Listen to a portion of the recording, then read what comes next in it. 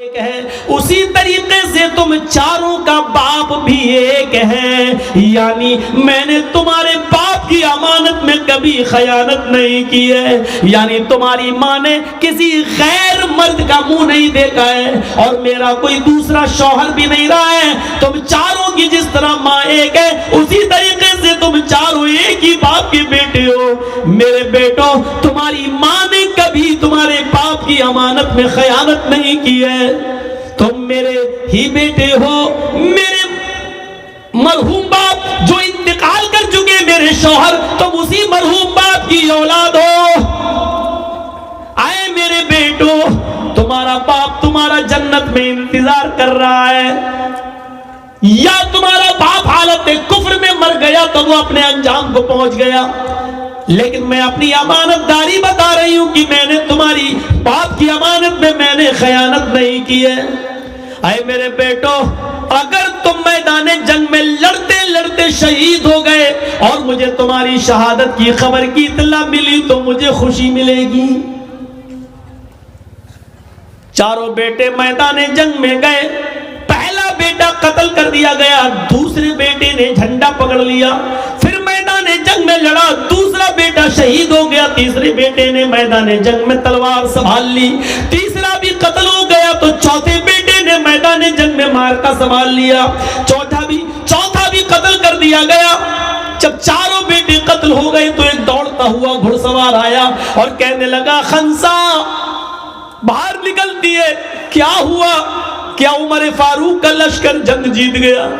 कहा नहीं मां, जंग जारी है।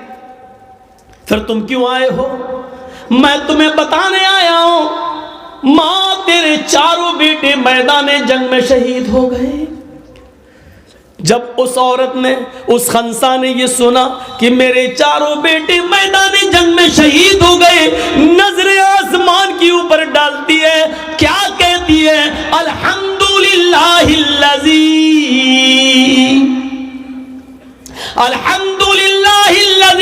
शर्रफनी बिक़त्लिहिम। तमाम तारीफें उस अल्लाह के लिए हैं जिसने मेरे बेटों के कत्ल से, जिसने मेरे बेटों की शहादत से मुझे इज्जत बख्शी है। यानी मेरे बेटों की शहादतें उसने कबूल फरमा ली है।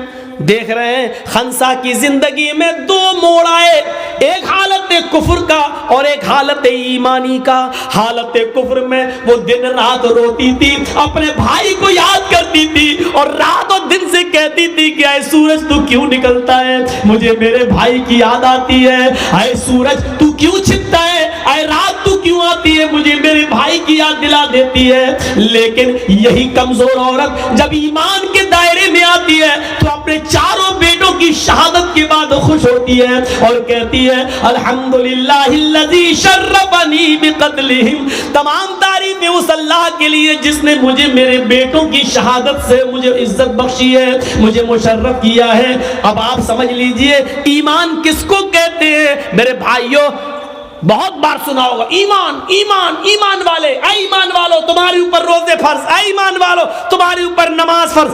लेकिन ईमान कहते किसको हैं? सुनो, आज हम ईमान की डीपली गहराई के अंदर जाकर हम आपके दिमाग में इस बात को घुसा रहे हैं कि ईमान की हकीकत को समझने की कोशिश करो। मोमिन कहलाना बहुत आसान है, लेकिन मोमिन बनकर दिखाना बहुत मुश्किल है। जो अपने भाई का गम नहीं भूल पा रही थी, वो अपने बेटों की शहादत पर खुश है और कह रही है कि क़यामत के दिन अल्लाह इन बेटों की शहादत के बदले मुझे भी जन्नत दे देना, क्योंकि मैंने भी अपने बेटों को खोया है। अगर मेरे बेटों ने शहीद होकर मैदान जंग में लड़कर अगर उन्होंने अपनी जान का नजराना दिया तो मैंने भी अपनी कोख से पैदा करने के बाद अपने बेटों को खोया है। जरा तसव्वुर करो, ईमान किसको कहते हैं। ईमान, वो औरतें ईमान क्या जाने जो अपने 5-6 साल के बच्चे की पैंट की चैन खोलकर नालियों में पेशाब कराती है खड़े होकर, बेटा यहां कर ले। वो क्या जाने ईमान से क्या ताल्लुक है। वो औरतें ईमान का ताल्लुक क्या जाने जो अपने बेटे का आज 5 साल का 6 साल का हो गया है अपनी सहेलियों को बुलाकर घर में केक काटती और कहती हैप्पी बर्थडे टू यू। यह ईसाइयों की मुशाबिहत है, यह गैर मुस्लिमों की मुशाबिहत है जो आज हम कर रहे हैं। मन तशब्बह बिक़ौमिन फहुवा मिन्हुम। अपने बच्चों का जन्मदिन और बर्थडे मनाने वालों, क़यामत साथ उठाए जाओगे, गैर मुस्लिमों के साथ उठाए जाओगे। मनाओ, कितने शौक से मनाते हो अपने औलाद का जन्मदिन, मनाओ। ईमान तो निकल चुका है, बुनियाद से हमने रिश्ता ख़त्म कर दिया है। हम क्या जाने ईमान किस चीज़ का नाम है। ये औरतें अपने बच्चों का जन्मदिन मनाती हैं, शर्म आनी चाहिए। 5 साल का हो गया, नहीं, तेरा बेटा 5 साल अपनी ज़िंदगी के कम कर चुका है, इसको सोच। 10 साल का हो गया, हाँ 10 साल का हो गया, लोग कह रहे अल्लाह इसकी उम्र लंबी कर। अबे लंबी कहाँ कर, वो तो 10 साल कम कर चुका है। तेरी दुआ करने, लंबी दुआ करने से लंबी थोड़ी हो जाएगी, वो तो अब 11 साल का। ये खौवे लोग हैं, ठूसने आते हैं और दुआ देते लंबी उम्र हो। माफ कीजिएगा, नाजायज काम करके वहां दुआ दे रहे हो, वहां दुआ भी कबूल नहीं होगी। गलत काम करके दुआ कर रहे हो। 400 आदमियों की बारात गई, डीजे बजे, लड़के ने सेहरा बांध लिया हाथी की सूंड की तरह लटकाया, मेहंदी लगा ली हाथ में। पोंपूलाल पहुंच गए, बैठ गए स्टेज पर, वीडियो बन रही है। और वीडियो बनने के बाद लड़की की वीडियो बन रही है, दुल्हन की, हेमा मालिनी की अम्मा की। आज वो इतनी सजी हुई है, लिपस्टिक, क्रीम, पाउडर सब के लग रही है जैसे वो हेमा मालिनी की अम्मा बन गई हो, लगी। उसकी भी वीडियो बन रही है। ये सारे हराम काम करने के बाद निकाह पढ़ने के पढ़ा जा रहा है। मौलाना साहब कह रहे हैं निकाह कबूल किया, लड़के ने कह दिया निकाह कबूल किया, और निकाह के बाद दुआ हो रहा अल्लाह शादीशुदा जिंदगी में बरकत अता फरमा। हराम काम करने के बाद बरकत की दुआ दे रहे हो, 2 साल में तलाक हो जाएगी। शर्म नहीं आती तुम्हें दुआ देते हुए? सारे हराम काम करने के बाद वहां दुआ दे रहे हो। नापाक नमाज पढ़ लो, नापाक बगैर वुजू के मस्जिद में चले जाओ, नमाज पढ़ लो, और नमाज पढ़ने के बाद अल्लाह मेरी दुआ कबूल फरमा ले, अल्लाह मुझे जो है रोजी रोटी में बरकत अता फरमा। अब आप गौर करो, ये सारे गलत काम करने के बाद आप दुआ मांगेंगे, दुआ कबूल होगी? दुआ कबूल कहाँ होगी? जब आपका रिस्क भी हलाल हो।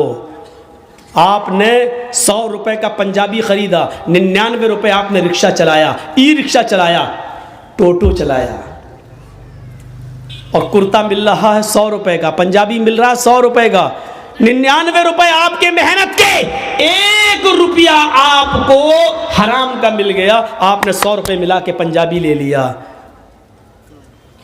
आपने वुजू भी बनाया, आपने गुस्ल भी किया, आपने नमाज भी पढ़ी, आप दुआ भी मांग रहे हैं, लेकिन अल्लाह के नबी फरमाते हैं कि जब तक वो कुर्ता तेरे जिस्म पर रहेगा, रब्बे काबा की कसम, उस जात की कसम जिसके कब्जे में मेरी जान है, अल्लाह के नबी कहते हैं 1 रुकू कबूल नहीं, 1 कयाम कबूल नहीं, 1 सजदा कबूल नहीं।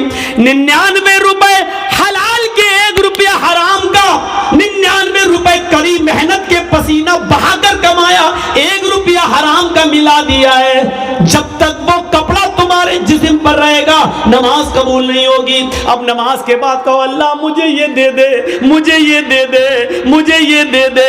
ऊपर से आवाज आती है व मतामुहु हराम व मशरबुहु हराम व मलबसुहु हराम व गुज़िया बिल हराम। आए फरिश्तों, मेरा बंदा देखो क्या क्या चीजें मांग रहा है, मैं भी चाहता हूं कि दूं, लेकिन कैसे दूं? ये जो खाकर आया वो हराम का, जो पीकर आया वो हराम का, जो पहनकर आया वो हराम का, इसकी जिस्म में जो खून दौड़ रहा है वो हराम का। फअन्ना युस्तजाबु लिज़ालिक, हम अपने बंदे की दुआ सुने तो कहां से सुने?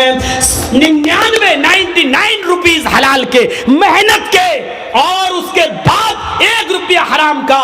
जब ऐसा करने के बाद भी दुआ कबूल नहीं हो रही है, तो हमारी शादियों में डीजे और ये सब, और उबटने, हल्दी, हल्दी मेहंदी सब करने के बाद और वीडियो बनाने के बाद लड़का और लड़की को फिर कहो अल्लाह शादी में बरकत अता फरमाए, ये दुआ कबूल होगी? मजाक बना के रख लिया आपने दुआओं का, मजाक बना के रख लिया आपने इस्लाम की तालीमात का। जितना मुसलमानों ने, इस दौर के मुसलमानों ने इस्लाम का मजाक उड़ाया, अल्लाह की कसम गैर मुस्लिमों ने भी इतना इस्लाम का मजाक नहीं उड़ाया जितना मुसलमानों ने इस्लाम का मजाक उड़ाया।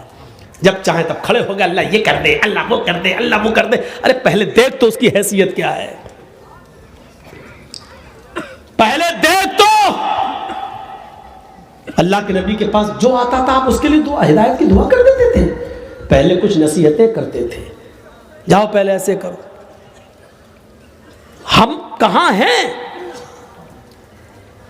मजाक बना लिया। मौलाना साहब हाँ दुआओं में याद रखना।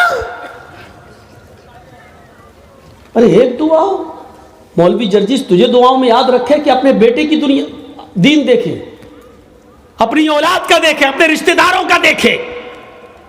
एक फैशन बना लिया दुआओं में याद रखना। मौलाना दुआ करना मेरे लिए, तू हराम पे हराम खाता जाए, मौलवी जर्जिस तेरे लिए दुआ करे। अरे तू खुद हलाल रोजी खाना शुरू कर। अल्लाह की कसम, अल्लाह खुद कहता है मेरे बंदे मुझ पर वैसा भरोसा कर जैसे करना चाहिए, हम तुझे वैसे रोजी देंगे जैसे चिड़ियां भूखे पेट घोंसलों से निकलती हैं और शाम को जब वापस आती है तो उनका पेट भरा हुआ होता है। समंदर में एक विहील मछली रहती है जो 40 टन गोश्त खाती है, 40 टन एक दिन में। अल्लाह कहता हम अब उस मछली को भूखा नहीं सोने देते। 2 रोटी खाने वाले तू क्यों परेशान है, हम तुझे भूखा नहीं सुलाएंगे। तू क्यों इस 2 रोटी के लिए किसी का हक मार रहा है, तू क्यों इस 2 रोटी के लिए किसी के ऊपर जुल्म कर रहा है, तू क्यों इस 2 रोटी को कमाने के लिए नाजायज माल हासिल कर रहा है, क्यों ऐसा कर रहा है तू? मेरे बंदे मैंने तुझे पैदा किया है दुनिया में तो मैं तेरा ख्याल रखूंगा। मैं तो वो हूं जो काले रंग की काली चूंटी जब काले पहाड़ पे चलती है तो मैं उसको भी रिस्क देता हूं। समंदर की तारीकी में कोई मछली भूखी नहीं सोने देता हूं। तू क्यों परेशान है? तू मुझ पर भरोसा तो कर। ईमान नहीं हमारे पास, कहां चला गया हमारा ईमान? मैंने बताया ना ईमान की सबसे बड़ी खूबी क्या है, उसके अंदर ताकत आ जाती है, उसको अल्लाह के सिवा कुछ नहीं दिखाई देता।